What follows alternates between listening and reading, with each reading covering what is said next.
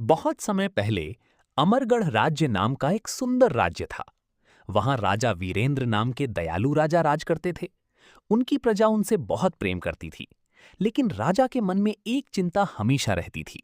उनका राज्य कई वर्षों से सूखे और संकट से जूझ रहा था। एक दिन सुबह सुबह महल के बाहर एक बूढ़ा साधु आया। उसके साथ एक चमकदार सफेद घोड़ा था, जिसकी आंखें नीली रोशनी की तरह चमक रही थीं। साधु ने कहा, महाराज, ये कोई साधारण घोड़ा नहीं, बल्कि जादुई घोड़ा है। ये केवल सच्चे और नेक दिल इंसान की मदद करता है। राजा ने आश्चर्य से पूछा, ये मेरी कैसे मदद करेगा? साधु मुस्कुराया और बोला, जब भी आप इस पर बैठकर किसी नेक काम के लिए निकलेंगे, ये आपको सही रास्ता दिखाएगा। इतना कहकर साधु अचानक गायब हो गया। राजा समझ गए कि ये कोई दिव्य संकेत है।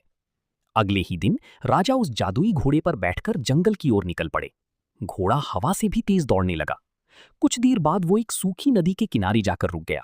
घोड़ी ने अपने पैर जमीन पर 3 बार पटके और अचानक वहां से पानी का तेज झरना फूट पड़ा। राजा बहुत खुश हुए। उन्होंने तुरंत अपने सैनिकों को बुलाकर वहां नहर बनवाने का आदेश दिया। कुछ ही दिनों में पूरे राज्य में पानी पहुंच गया। खेत फिर से हरी भरी हो गए और लोगों के चेहरों पर मुस्कान लौट आई। लेकिन राज्य का लालची मंत्री ये सब देखकर जलने लगा।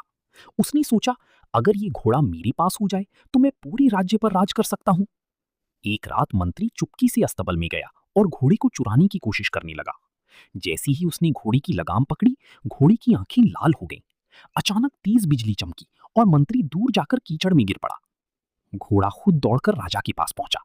राजा सब समझ गए। उन्होंने मंत्री को बुलाकर कहा, शक्ति हमेशा अच्छे कामों के लिए होती है, लालच के लिए नहीं। मंत्री को अपनी गलती का एहसास हुआ और उसने राजा से माफी मांगी।